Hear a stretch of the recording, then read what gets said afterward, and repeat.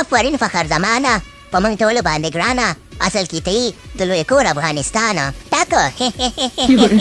سلامونه دوستانو جوړ تکړه خیرت ته کلري ده یاره فخر زمان ته دې د ما سور سلامي شین سلامي تور سلامي بانجاني سلامي اچھا خبره تک سپین سلامي ټاکو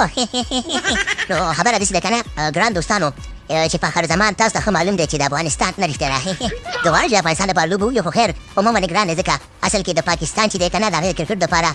چپلاسې بیټسمین دی نو ډېر یو وجیزه انسان هم دی او ډېر ښه انسان هم دی او دته چې زه ګورم که نه ما ته داسې ښکاري لکه د افغانستان نجیب الله زادران په دې دواړو کې ما ته فرق نشته دی بس پښتون دی او زموږ چې دی که نه د سره چې دی د مینې د جنون دی ټاکه نو خبره اوږده شوه نو خبره داسې ده که نه چې د فخر زمان نه پوښتنه وشوله دا خبریال ورسره څنګ کې ناست دی چې روان شم بیسټ ټاپۍ کې به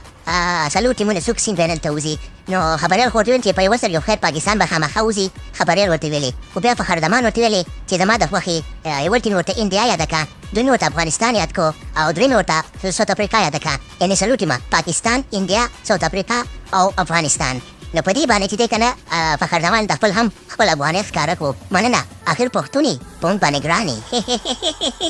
د فخر زمانه الله پاک دې د لسو زامنو پلار کا او د کرکټ ټیم جوړ کړي یولسمې ته شه کپتان هم شه کوچ هم شه ټرینر هم شته او ډاکټر هم شه او د خلکو نه بیا چمړي وباسئ نو ډېره زیاته مننه چې د افغانستان نوم دې واخیستو انشاءالله تعالی سیم فاینل ته به موځو او د خیره سره فاینل ته به موځو